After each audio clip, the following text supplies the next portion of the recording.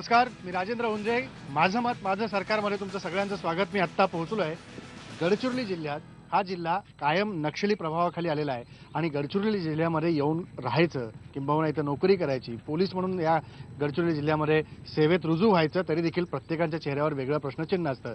पण अशा परिस्थितीमध्ये इथं कुठलीही विकासाची गंगा का पोहोचत नाही? मोठ्या प्रमाणात उद्योगासाठीची खनिज संपत्ती इथे उपलब्ध असताना इथे खनिजासाठीचं इतकं मोठं साहित्य येऊन का पोहोचत नाही उद्योग उभारण्यासाठीचं? म्हणून या सगळ्या गोष्टी आपण विचारणार आहोत इथल्या मतदारांना आणि उमेदवारांचे प्रतिनिधी आपल्यासोबत आहेत. या उमेदवारांच्या प्रतिनिधींना जनतेच्या प्रश्नांना उत्तरं द्यावी लागणार आहेत. मला सांगा, सुरुवात कोण करेल पहिल्या प्रश्नाची? सर, गडचिरोलीत खासदार माननीय खासदार साहेब मागील 5 वर्षापासून आम्हाला दिसलेले नाही आहे. एकीकडे पाकिस्तानमध्ये गेल्यावर दाऊद इब्राहिम भेटू शकते, परंतु गडचिरोलीच्या जनतांना त्यांचे खासदार महोदय मागील 5 वर्षापासून दिसायला मिळाले नाही. येथील तरुणांच्या हाती रोजगाराचे प्रश्न फार मोठे गंभीर असून येथील तरुणांना रोजगार नाही. नक्षलवाद हा फार मोठा प्रश्न आहे. मला त्याचं आश्चर्य वाटलं, कारण खासदार गडचिरोलीमध्ये गेल्या 5 वर्षात माझ्या माहितीप्रमाणे संसदेचं अधिवेशन सोडलं तर नेहमी उपलब्ध होते. आता त्यांना खासदार ते कदाचित जेव्हा गेले असतील तेव्हा त्यांची भेट झाली नसेल, पण खासदारांच्या बाबतीत आमचे जे विद्यमान खासदार आहेत मारोतराव कोवासे यांच्या बाबतीत हा आरोप मी मान्य करू शकणार नाही. जिल्ह्याचे खासदार आमदार हे शेतकरी विरोधी आहेत, पालकमंत्री पण शेतकरी विरोधी आहेत. या जिल्ह्यामध्ये 2800 शेतकऱ्यांचे विद्युत कनेक्शन कापले गेलेत. नंतर 3 वर्षापासून शेतकऱ्यांनी डिमांड भरलेली आहे, त्यांना अजूनही विद्युत कनेक्शन मिळालेले नाहीत. आतल्या भागामध्ये अनेक ठिकाणी विद्युत खात्याचा जो प्रश्न आहे किंवा शेतकऱ्यांना विद्युत पंपासाठी कनेक्शन देण्याचा जो प्रश्न आहे, त्यांच्या डिमांड्स पेंडिंग आहेत, हा प्रश्न बऱ्याच अंशी होता.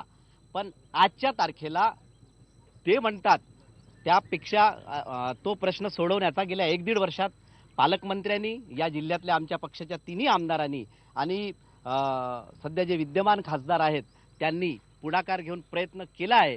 पण त्याच्यामध्ये जर अजूनही काही त्रुटी, मी असं म्हणणार नाही की 100% सगळ्यांना कनेक्शन्स मिळाले, पण जास्तीत जास्त युद्धस्तरावर गडचिरोली जिल्ह्यामध्ये कोणत्याही शेतकऱ्यावर विद्युत कनेक्शन देताना अन्याय होणार नाही याचा पूर्ण प्रयत्न झाला आहे. कुठल्याही राजकीय पक्षावर विश्वास उरलेला नाही.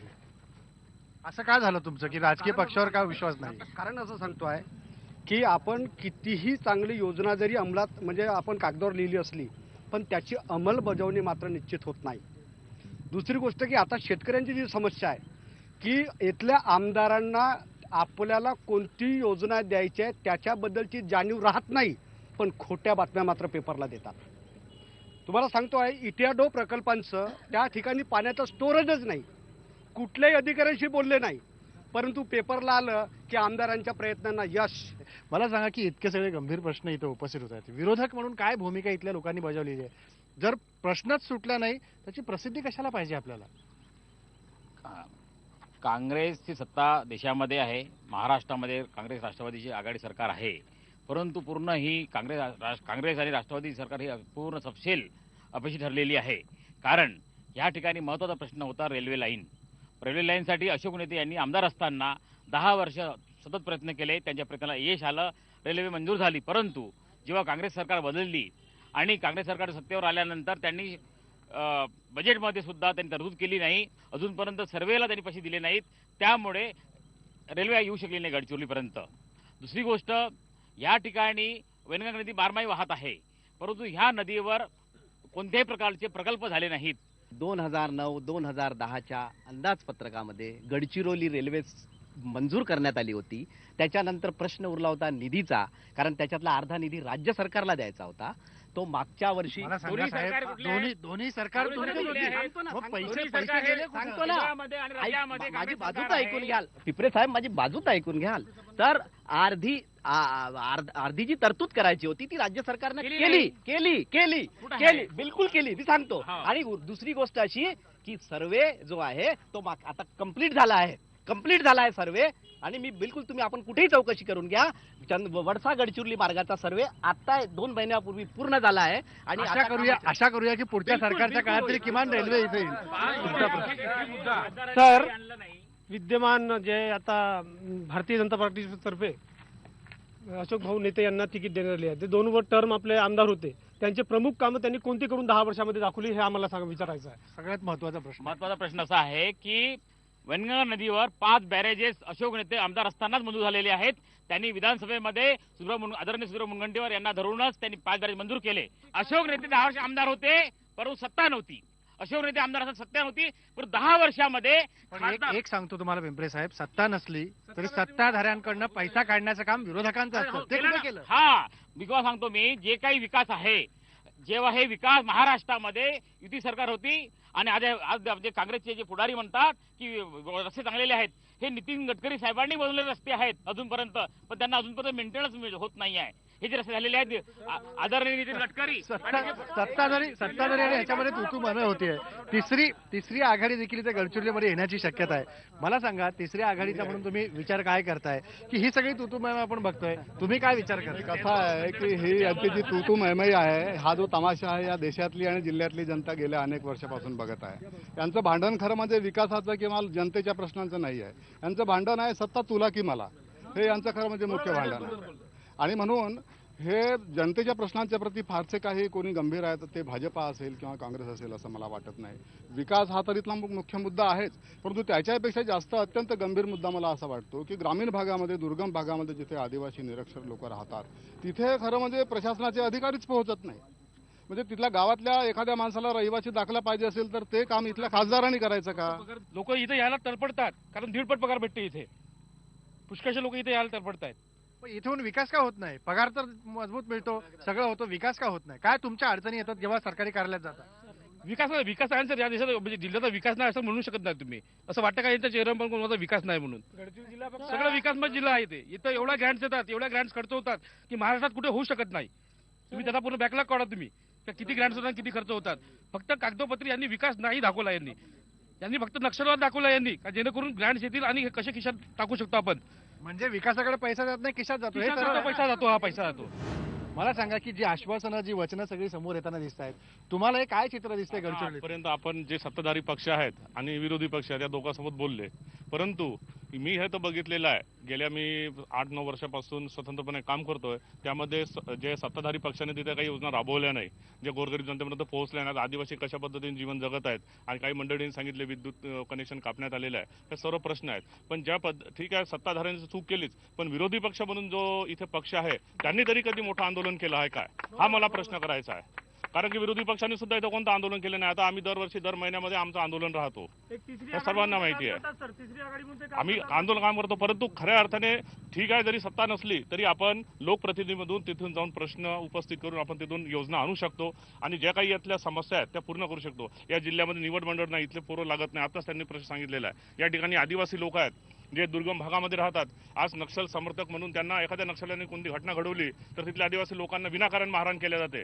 ते जर पुढे न्याय मागायला आले तर त्यांना कुणी न्याय देत नाही. हे कधी कोणत्या आमदारांनी, खासदारांनी उचललं का? याच्याबद्दल कधी यांनी प्रश्न उचलला का? यांच्यावर का अशा प्रकारे अन्याय अत्याचार होतात? असे शेकडो आदिवासी जे जेलमध्ये विनाकारण खितपत पडलेले आहेत, ज्यांचा काही संबंधच नाही नक्षल संघटनेशी, याच्यावर कोणी प्रश्न उचलला आहे काय? इथं सिंचनाची फार मोठी आवश्यकता आहे. मोठे मोठे डॅम्स आहेत, परंतु 5 किलोमीटरवरून तुम्ही कन्नवर जलाशय बघितला तर 5 किलोमीटरच्या त्या शेतकऱ्याला त्यातलं पाणी घेता येत नाही. बाजूला 8 किलोमीटरवर का म्हणते नवेगाव बांधचा एक डॅम्प आहे, इटियाढो, तिथून सुद्धा पाणी घेतलं जात नाही. हे शेतकऱ्यांची समस्या आहे. हा सत्ताधाऱ्यांचं लक्ष आहे, विरोधी पक्ष या ठिकाणी प्रभावीपणे हे मांडू इच्छितात. अगदी बरोबर आहे की या सगळ्या याच्यामधून आपल्याला स्पष्टपणे दिसून येत आहे की ना सत्ताधाऱ्यांचं लक्ष आहे, ना विरोधी पक्ष याच्याकडे पूर्णपणे विकासाचा किंवा पुढचा मुद्दा मतदारांपर्यंत, नागरिकांपर्यंत पोहोचवण्याचा प्रयत्न करतोय. राजकारण होतंय हे निश्चित आहे. विकासाचे आकडे कागदावरती आहेत, पण विकास करण्याची इच्छा असली तरी दूरदृष्टी मात्र नेत्यांमध्ये नाहीये. याचाच अभाव दिसतोय. याचा विचार मतदारांनी करायचा आहे. ब्रेक घेऊया, ब्रेक नंतर परत भेटू.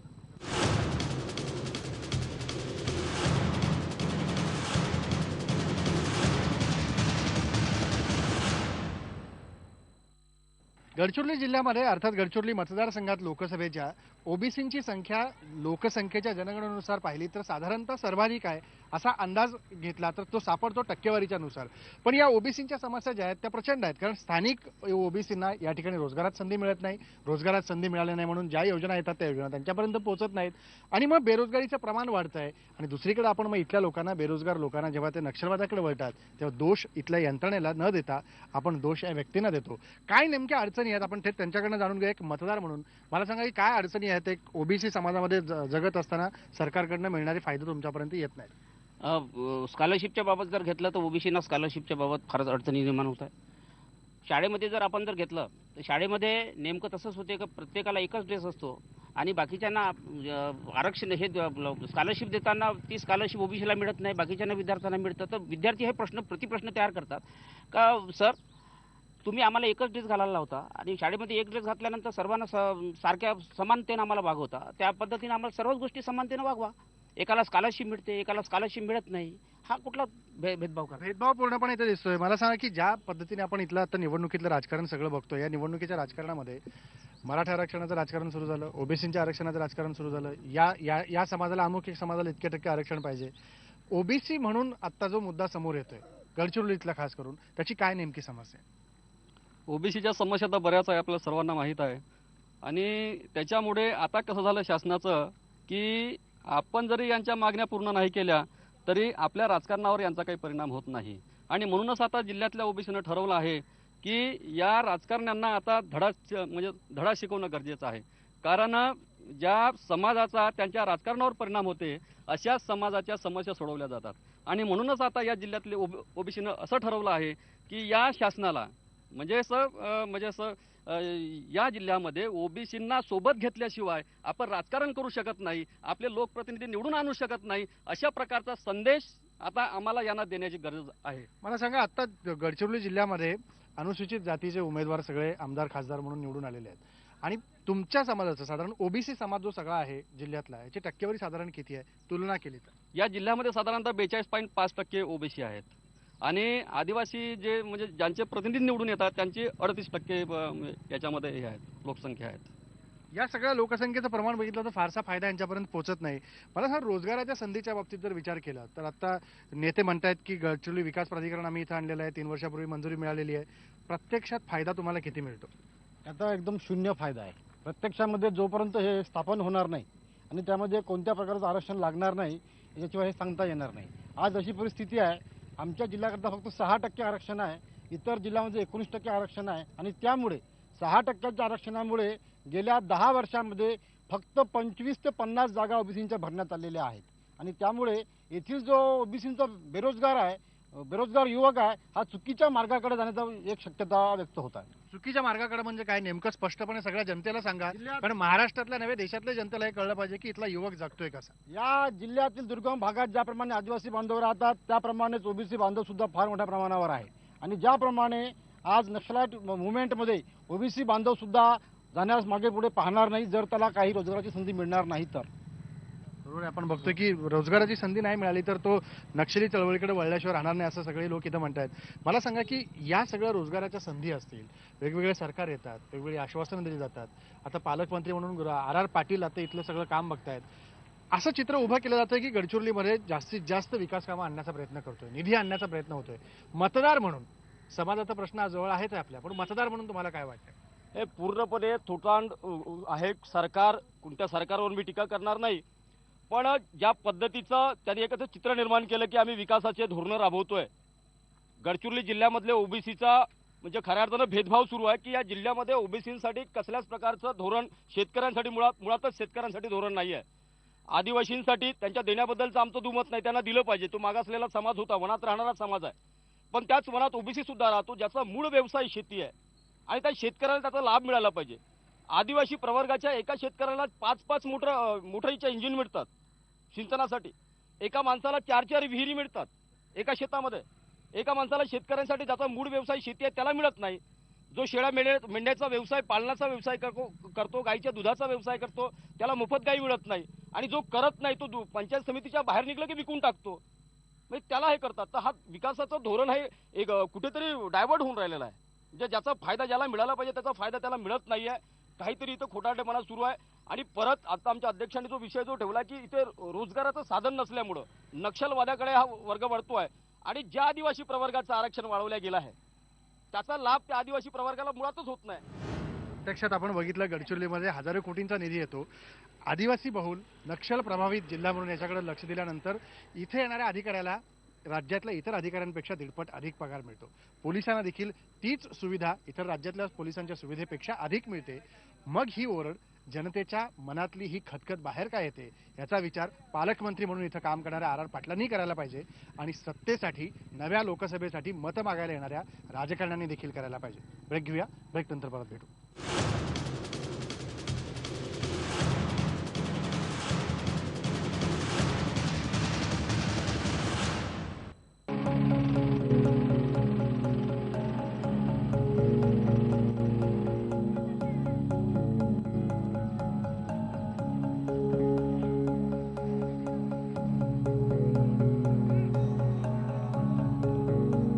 मी आता गडचिरोलीमधल्या औद्योगिक वसाहतीमध्ये या वसाहतीच्या इथे आपण उभा असताना पाठीमागे तुम्ही पूर्ण मोकळं मैदान बघताय.